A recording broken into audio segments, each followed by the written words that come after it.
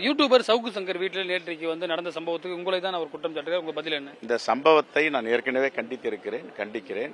அதற்கு நமக்கு சம்பந்தம் இல்லை.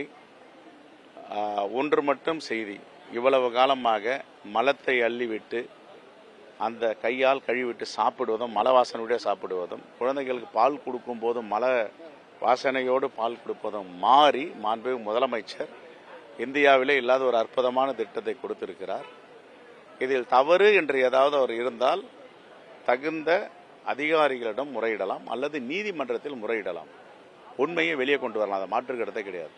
அந்த மக்களை பற்றி கொச்சைப்படுத்துவது, குடித்து விட்டு தூங்குகிறார்கள், குடித்து விட்டு படுத்து கொண்டிருக்கிறார்கள், இவர்களெல்லாம் தகுதியற்றவர்கள், மலம் மாறுபவர்கள், சகதி, இதெல்லாம் பேசக்கூடாது. இதெல்லாம் நான் சட்டப்பிரகாரம் நடவடிக்கை எடுப்பேன். சட்டத்திலிருந்து யாரும் தப்பிக்க முடியாது. அந்த போன லேடியில காங்கிரஸ் கட்சியை சேர்ந்தவங்களும் ஒருத்தர் இருக்காங்க அப்படின்னு சொல்லிட்டு அவர் காங்கிரஸ்ல உறுப்பினர் கார்டு தான் கொடுக்க சொல்லுங்க. உறுப்பினர் கார்டு அவங்க காங்கிரஸ்ல இருக்கான்னு கொடுக்க சொல்லுங்க. இந்த கார்பரேஷன்ல இருக்கிற கான்ட்ராக்டர் நீங்க தான் எடுத்திருக்கீங்க அப்படின்னு சொல்லிட்டு ஒரு டாக்குமெண்ட்ஸோட பேச நான் எப்படி எடுக்க முடியும்? அதான் சொல்றேன், நீதிமன்றத்தில் கொடுக்க வேண்டியதானே. நீதிமன்றத்தில் போய் கொடுங்க, வழக்கு தொடருங்க. எவ்வளவு தலைவர்கள் இருக்கும்போது உங்களை குறிவைக்கிறதுக்கு காரணம் என்ன? குறிப்பாக அவருக்கு ஒரு ஹிடன் அஜெண்டா இருக்கு. நான் மாநில தலைவரா இல்லைன்னா அவருக்கு வேண்டி மனு ஒருத்தரை கொண்டு வரதுக்கு எல்லா முயற்சியும் பண்ணிட்டு இருக்காரு. நல்ல முயற்சி தான். தலைமைக்கு தெரியுமா சார்? டெல்லி தலைமை எல்லாத்தையும் பார்த்துட்டு இருக்காங்க. எல்லாரும் தெரியாது. என்ன இப்ப என்னை எடுத்துட்டா எல்லா அலிகேஷனும் சொல்லி எல்லாம் இல்லாத பத்தெல்லாம் ஏன் பேசுறாரு? அவருக்கு வேண்டி மனு ஒருத்தரை கொண்டு வந்து உட்கார வைக்க எல்லா முயற்சியும் பண்றாரு. இது திட்டம், செயல் திட்டம். அது அந்த செயல் திட்டம் வெற்றி பெறட்டும். வாழ்த்துக்கள். மேலிட பொறுப்பாளர்களுக்கு தெரியுமா? டெல்லியில தெரியும் நடக்குது. தமிழ்நாட்டில் இருக்கிற மக்களுக்கும் தெரியும், தமிழ்நாட்டில் இருக்கிற தலைவர்களுக்கும் தெரியும், டெல்லியில் உள்ள தலைவர் ஆம்ஸ்டாங் வழக்குல உங்களுக்கு எல்லா சதியும் சொல்லுவாரு, எல்லா திட்டமும் தீட்டுவாரு. ஏன் இவ்வளவு காலம் அமைதியா இருந்தாரு?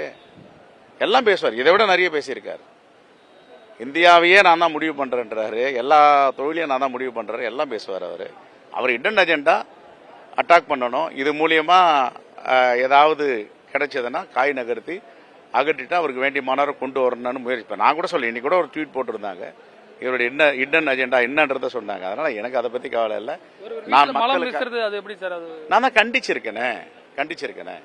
இதை யாரும் அனுமதிக்கலையே. காங்கிரஸ் கட்சி இதை கண்டிக்கிறது, காங்கிரஸ் கட்சி இதை அனுமதிக்கவில்லை. தலைவராகிய நான் இதை கண்டிச்சிருக்கிறேன்.